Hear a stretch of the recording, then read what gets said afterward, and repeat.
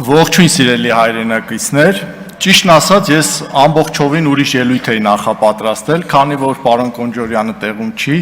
ստիպված ես մի քիչ ելույթից տեսքը փոխեմ եւ խոսեմ HiPost-ից, լրացնեմ իմ գործընկեր Լիաննային։ Ես այս պահին ուզում եմ խոսել ոչ թե որպես падգամավոր, այլ մի պատմություն պատմել միջին վիճակագրական քաղաքացի Հարություն Մնացականյանից, ով արտահանումներ է կատարում Եվրոպա եւ որոշեց մի անգամ իր փաստաթղթերը հանձնի HiPost-ին, որպեսզի առաքանին հասվի Եվրոպայի իմ հաճախորդին։ Հետաքրքիր պատմություն է, բայց պիտի պատմեմ, որ հետո հասկանանք ինչու է վնասով աշխատում HiPost-ը։ Ուրեմն հրապարակում, ոչ թե մարզերում կամ որևէ այլ տեղ, մտա HiPost, փաստաթղթերս ձեռքս, մի 45-50 րոպե սպասեցի հերթի, հերթը հասավ ինձ տվեցի եւ աշխատող սպասարկող աղջնակը ինձ տվեց մի հատ թուղթ, սենց ծրար, այդ ծրարը անկեղծ եմ ասում, պարոն Միքայելյան, դուք ին մարդեք կհիշեք, որ սովետական ժամանակաշրջանում մթերային խանութում, որ գնում էին կարակ կամ դոկտորսկի երշիկ առնելու, այդ թղթով էին փաթաթում, 300 գրամ թուղթ է լինում, 700 գրամ երշիկ։ Ու ինձ տվեց այդ թուղթը, այդ ծրարը, դրեցի, վերցրեց, դրեց քշերքին, հաշվար կարեց, գինը ասեց, վճարեցի կանխիկով, ոչ թե փոխանցումով, մոտ 25 թոշակառուի լառնակայի գումար, այժմ չէր FedEx-ից, եւ դրանից հետո հետ վերադարձրեց թուղթ, ասում 1000 ներողություն ունես, ինչ պիտի անեմ, ասում եմ, պիտի ձեռագիր գրեք, ասում իմ ձեռագիրը շատ գեշ է, որ ես գրեմ Իտալիա, կարող է Իռլանդիա գնա։ Մի խոսքով երկար բանակցություններից հետո չկարողացա համոզել եւ գրեցի տպատարի նման, sense դանդաղ գրեցի, տվեցի եւ առաքանին գնաց։ Անցավ 13 օր։ Հաճախորդից գնում եմ պատասխան կա թղթերից, ասում եմ ոչ։ Անցավ եւս 3 օր։ Ես ստիպված մտա կայք։ Եթե մտնեք HiPost-ի կայք հիմա, ես երեք էլ փորձեցի, գրում է 404 երրորդ։ Ստիպված, error, ես ֆրանսերեն եմ դպրոցում անցել, կարող եմ ասել, էական չի դա։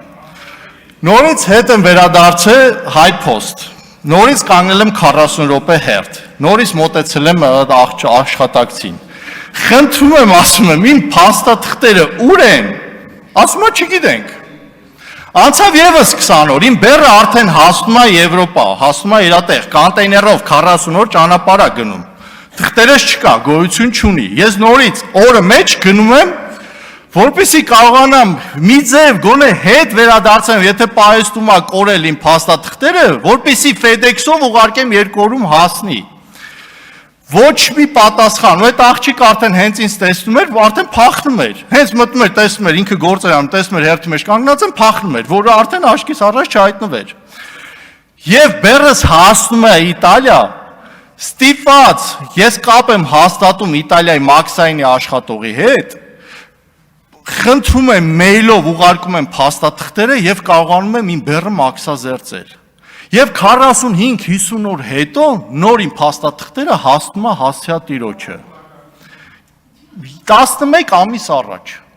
11 ամիս առաջ, ես ինչ ասում եմ, կարող եք ցանկացած մարդ գնալ Երևանի կենտրոնական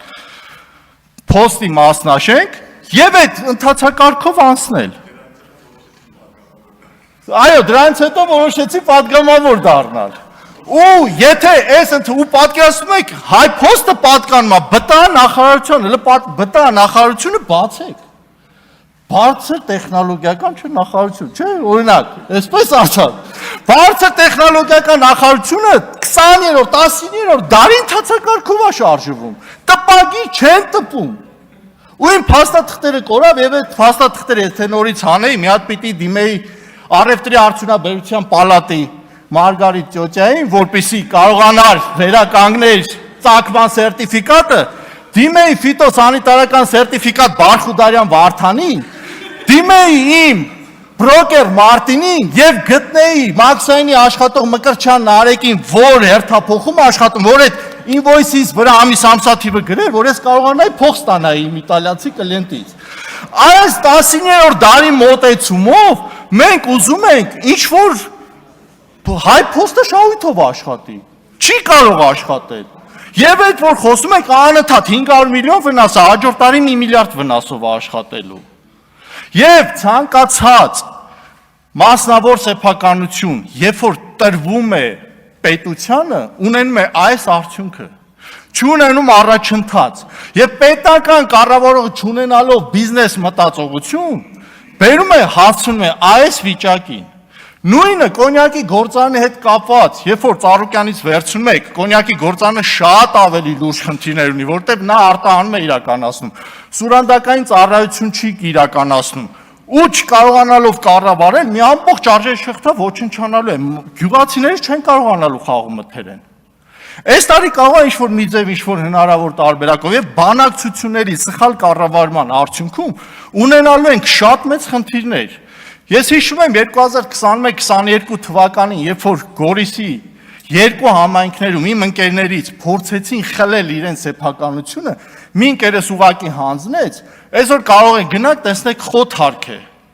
Իսկ այդ տղան տեղափոխվեց ուրիշ համայնք ու հսկայական դաշտեր ա դրել ու լուրջ բիզնես անում։ Ու այդ թվում քաղաքացիական պայմանագիրը երբեմն ուրախանում է իմ ընկերոջ ձեռքբերումներով։ Մյուս ընկերոջս հողը նույն վիճակին արժանացավ։ Ես ասում եմ, ես չեմ ասում մի արեք, ես ասում եմ հետևանքները ինչի է հանգելու։ Ու մասնավոր սեփականության խլումը բերելու է շատ վատ հետևանքների։ Շնորհակալություն պարոն Կոնջարյան, երբ գա հաջորդ հարցել պարոն Կոնջարյանի հետ, ես կփորձեմ շարունակել։ Շնորհակալ եմ։